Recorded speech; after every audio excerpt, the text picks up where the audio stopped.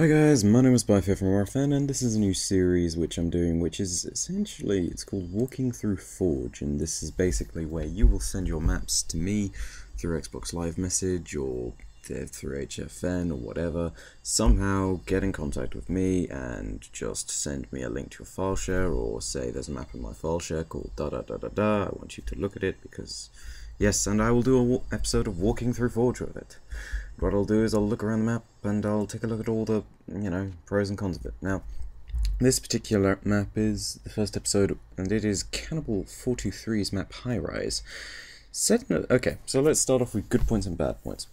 Now, first off, a very good point. It's set off in a very unique location. Around here in Alaska, there are very few maps that ever get made due to the height difference, but you know what, Cannibal's pulled it off quite nicely. It doesn't necessarily balance out in terms of height, because red team will always have some form of sniper advantage, but at the same time we found that it generally doesn't seem to affect the gameplay too much. Now, here's a big problem. The spawns are not great on this map, and there's a reason for that. Now, respawn point on this map, it's fine. The respawns are actually great. However, notice how he has all of these initial spawns. This map is made for big team battle, but you only ever want 8. The reason you only ever want 8 is because then people will randomly start spawning at the very beginning of the game at whatever initial spawns are. Notice there. Now that he has more of them, each team could spawn in separate areas from where they could be. So you could get one team that spawns all in one area that's close to only one kind of power weapon or one kind of vehicle, and another team spawns completely equally, and notice my terrible sniping. But anyway, that is really bad, so always make sure that you have 8 spawn points, like, on either side for both teams.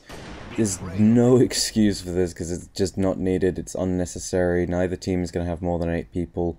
You will have a balanced game, and yeah, that's just a little bit silly. But it is not a bad thing well, it is a bad thing, but it doesn't make the map bad, is what I'm trying to say.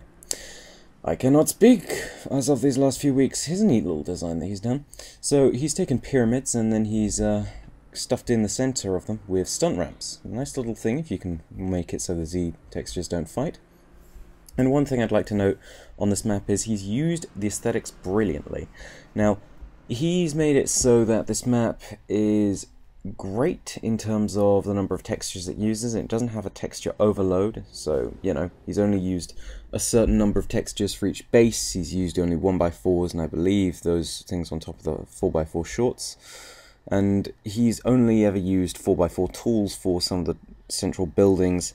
And these are the 3 basic pieces he keeps to, and anything else stands out and looks more distinct, and that really is a strength of the map. Now, weapons on this map I'm going to briefly talk about. Sniper rifle on either base, you also have a shotgun nearby, you also have a concussion rifle nearby. Now, you have, I think it's something like 3 DMRs and 2 needle rifles for each side, and more of them are central. You've got those 2 plasma rifles up center. Now, that tree area that I just looked at, that is where the prototype would be. This is another slight problem with the map, and it's the fact that the central power weapon, which is a prototype, is not very noticeable. Well, it's one of 3 central power weapons. Another one is the plasma launch here, and I'll get on to the third one again. What you should really do with that is you should make it in a kind of more centralized area. So not a bunch of trees, like a big structure for it. That's what works, you see? Notice how I'm nodding and shaking my head. Now, oh, I just clicked my finger. Hang on. Yes. I'm one of those people who cricks their knuckles. Anyway, this is a big problem here. This is a Spartan laser. Now, Spartan laser is supposed to be a central power weapon.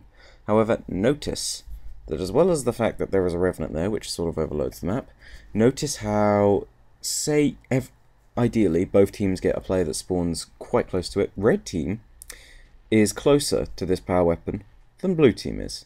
Blue team, it takes another whole, I don't know, I'd say maybe 10 or so seconds to get to the Spartan laser. And whilst the revenant is closer, honestly, it doesn't change the difference too much, and the Spartan laser will beat the revenant practically 100% of the time. That's one of the big problems with it. So, yeah, that's probably bad. One other thing about this map is that it uses a lot of textures with glass. Now, glass textures, I love them. They look beautiful. However, the real problem with them is that they cause a lot of frame rate lag. So, that's essentially you slow things down due to the fact that the game engine has to render so many textures. It's a terrible affliction of many Forge maps, but Cannibal has used it and he's made it go quite well, but just be wary that it can happen and frame rate isn't an issue. So, yeah. Another thing that causes it is a lot of rocks. Now, I'm just going to go and look over the Spartan laser in this particular bit of the video, but also notice that by each vehicle spawn you have focus rifles. This map possibly suffers from the fact that it is too weapon heavy, however, it doesn't feel that way because the power weapons he's used are rather, they're not very orthodox, if I'm being totally honest. You know, he uses sniper rifles and shotguns, but then he doesn't back it up with a rocket. Instead he uses a Spartan laser and plasma launcher and focus rifles. It's a very interesting mix. Plus he's got quite a lot of nice vehicles in here. Although, I'm being honest, when I say this map is for BTB, I believe the fact that he's got all these weapons here is to accommodate for the fact that the map does not work so well with vehicles. And that's a good point for putting the additional weapons in. The map, as I say, with vehicles, doesn't work so well. But this is the problem.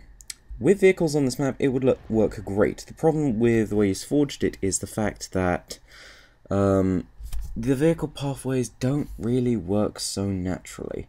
It's really not much to do with his forging. Some of it is just the way he's placed maybe one or two rocks incorrectly. Like, they provide perfect cover for infantry, but vehicles just can't move up as well.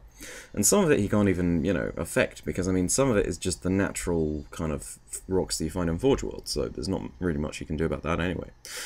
But honestly, I would say that if I was going to rate this map, I would say that I would not give a rating, because I don't believe in number ratings. As Yahtzee might say, you want a number rating? How about 4? As in, fuck you! But anyway, enough of that.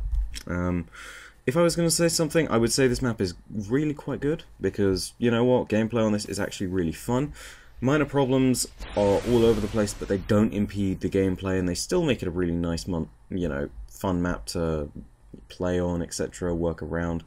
You know, it's really nothing that couldn't be fixed. I mean, this map is brilliant. But one thing I'm going to point out here just very quickly again.